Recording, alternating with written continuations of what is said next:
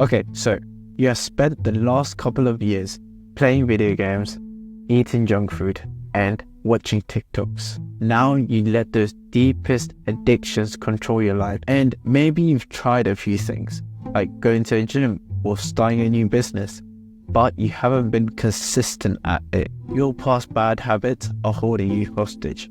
You guys are what I call the thinker. You think about doing the thing, then actually doing it. But by clicking on this video, you have made a promise, an oath, to change, to shift into that person that you really want to be. And taking action is the first step to becoming the doer. What the doer understands is that their past bad habits are ingrained into their subconscious mind. No matter what they try, there's almost no way they can get rid of those habits. So the way to fix this is to go into a period of deep work, discipline, and focus.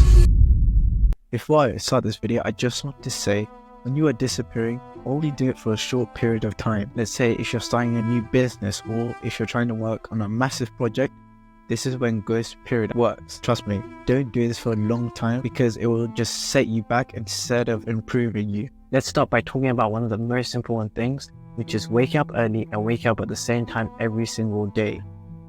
Ideally, during sunrise or before sunrise. You don't want to be the person when everyone else is up and just walking around to be the last person starting their work, because you're going to feel you're being left behind and it's not going to start off your day really well. What I do is I try to wake up before school and get some work done, and my school schedule normally starts at 8 a.m. So what I did before was I would wake up at 4 a.m, tired, groggy, and just force myself out of bed and just start my day. But nowadays I feel waking up a bit later would be a lot better for me. So I started waking up at 5:30, and I wake up at 5:30, do my morning routine, then I do 2 hours of deep work, and I'm just set for the day. And it's just gonna give you that competitive edge and just make your day flow in a nice state. The second thing to acknowledge is your phone is your worst enemy.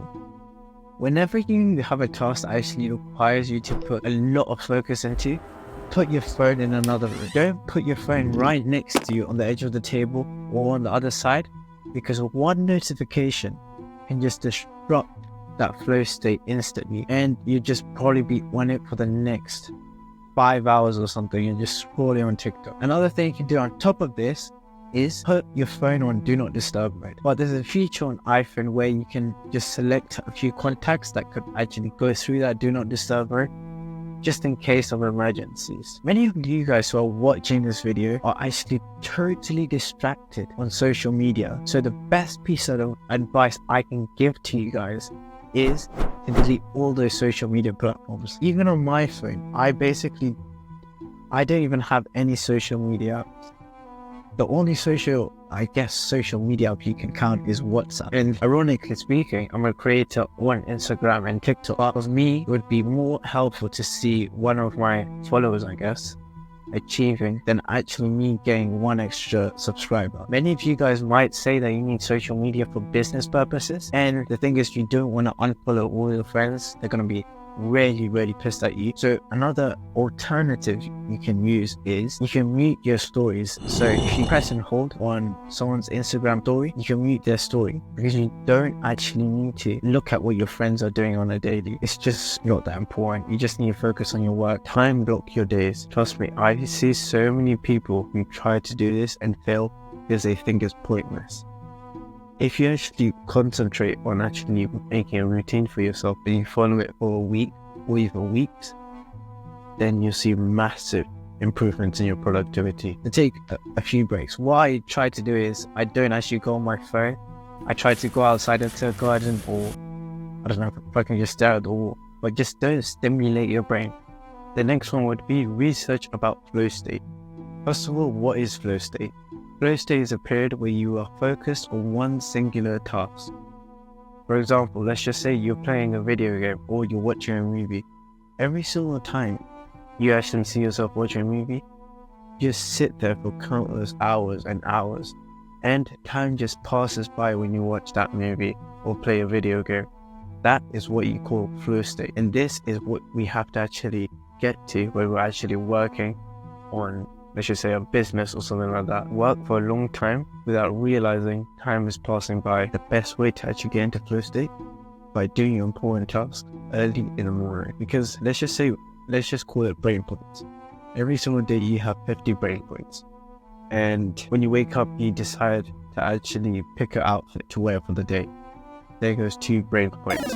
Then you decide what breakfast you want to eat. If you want cereal and stuff like that, there goes another brain point. And throughout the day, you keep on losing brain points.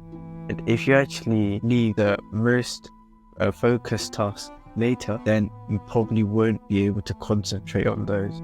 So actually doing important tasks early in the morning is really important, because those brain points are really high in the morning. Whenever you actually get into flow state, you actually have to work for 30 minutes to get into that state. And when you are in that state, make sure to actually remove all distractions from your workplace.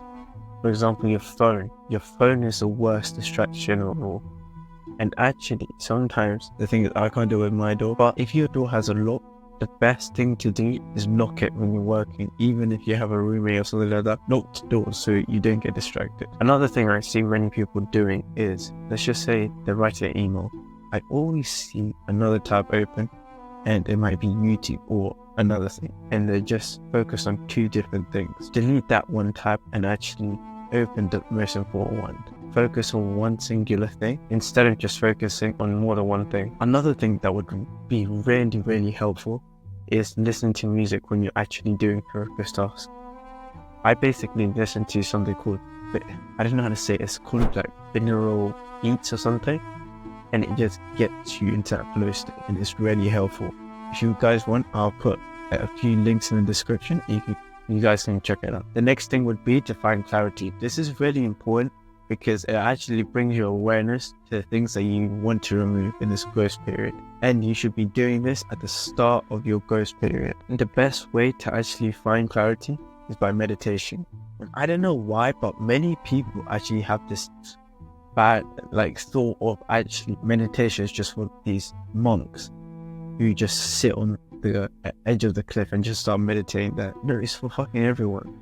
It actually helps observe your thoughts, because thoughts are just coming in. Your mind isn't blank, but instead of your thoughts just going by and you just don't notice them, you can actually observe them because you're in a calm state. That's another thing as well. Try this as well.